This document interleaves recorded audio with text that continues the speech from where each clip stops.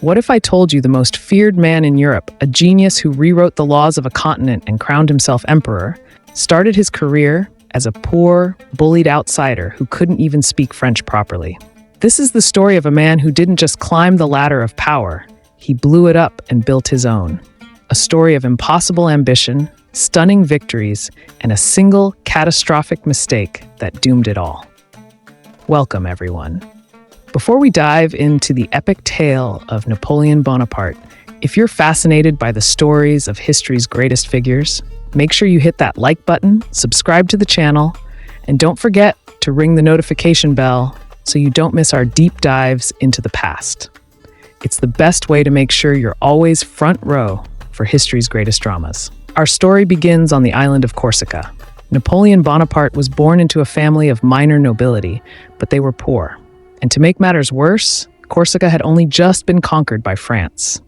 Young Napoleon arrived at military school on the mainland speaking Italian with a thick Corsican accent. He was short, pale, and fiercely proud. He was mocked, an outsider. But instead of breaking him, this isolation forged him. He devoured books on history, mathematics, and military strategy. He saw the chaos of the French Revolution not as a threat, but as an opportunity. His big break came in 1793 at the Siege of Toulon. The British held the city. A young, unknown artillery captain named Bonaparte devised a brutal, brilliant plan to bombard their positions and take the harbor. It worked. He was promoted to brigadier general overnight. He was 24 years old. But just as quickly as he rose, he could have fallen. After the Reign of Terror, he was briefly arrested for his associations. He was saved by a technicality. His career hung by a thread. This brush with oblivion taught him a ruthless lesson about power in revolutionary France. And then, in 1795, fate handed him a golden ticket. A royalist uprising marched on the government in Paris. The political leaders were desperate. They needed a soldier who would shoot without question. They found Napoleon.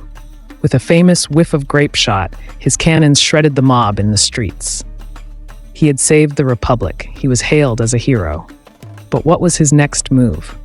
Would he remain a servant of the government, or would he decide to become its master?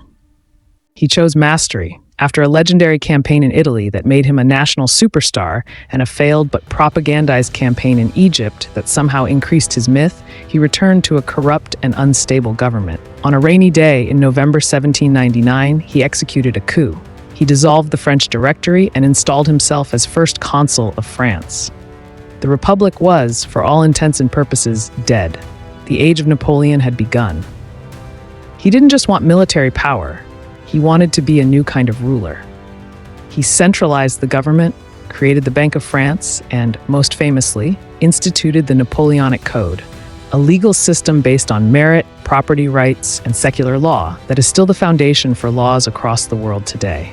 And in 1804, in a move of sheer audacity that stunned the monarchs of Europe, he took the crown from the Pope during his coronation and placed it on his own head. He was Emperor of the French. He was 35 years old. For the next decade, Napoleon was unstoppable. His Grande Armée, a professional, highly motivated force, marched across Europe. He crushed the Austrians and Russians at Austerlitz in a battle that is still studied as a masterpiece of tactics. He humiliated Prussia at Jena. He redrew the map of Europe, placing his brothers on thrones in Spain, Holland, and Westphalia. He seemed invincible. But here's where the first cracks began to show. His greatest weapon was also his greatest weakness: his ambition. The Continental System, a blockade designed to bankrupt Britain, instead crippled the economies of Europe and turned his allies against him. The Peninsular War in Spain became a bloody, unwinnable quagmire, a Spanish ulcer that drained his empire of men and money. And then he made a decision that would haunt. He turned his eyes east to Russia. In 1812, he assembled the largest army Europe had ever seen. Over 600,000 men from across his empire. They marched into Russia. But the Russian army refused to give a decisive battle. They just retreated, drawing Napoleon deeper and deeper into a vast, empty land. And then they abandoned and burned Moscow itself. Napoleon waited in the ashes of the city for a surrender that would never come.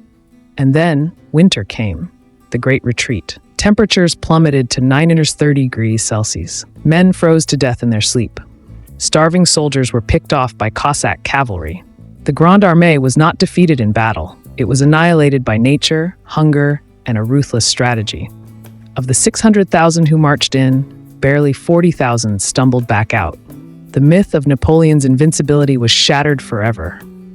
Seeing his weakness, all of Europe pounced. He was defeated, forced to abdicate, and exiled to the tiny island of Elba. It was over. Or was it? Because what happened next seems like something from a movie. In March 1815, after less than a year in exile, Napoleon escaped. He landed in France with a handful of men. The king sent an army to arrest him. Napoleon walked right up to them, opened his coat, and said, "If any of you will shoot his emperor, here I am." Not a single soldier fired. Instead, they cheered. Vive l'Empereur!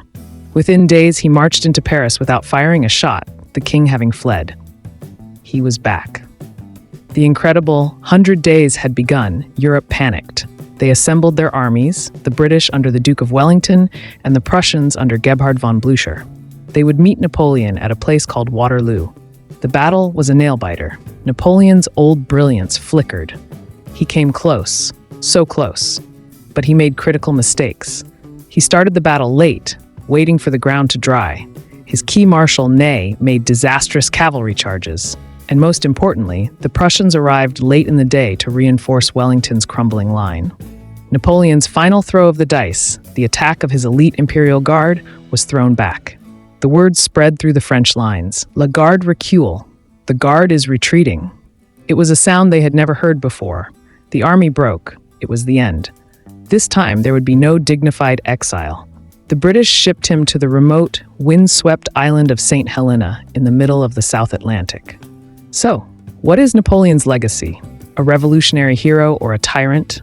A military genius or a warmonger who millions died for? He brought stability and modern law to France, but he also destroyed the lives of a generation across Europe. He was a complex, contradictory figure, a man who believed his own greatness gave him the right to rule the world. And that leads me to my question for you. I want you to tell me in the comments, was Napoleon Bonaparte ultimately a hero or a villain? Was he a necessary force of change or a megalomaniac whose ambition caused untold suffering? Let's get a debate going down below. I read every single comment. And while you're down there, let me know who else from history you'd like us to cover next. The story of history is full of incredible figures like this. If you made it to the end of this epic story, you clearly enjoyed it. So do me a huge favor, smash that like button. It really helps the channel. Subscribe if you haven't already, and absolutely hit the notification bell so you don't miss our next video. We have so many more incredible stories coming your way. Thanks for watching. Until next time.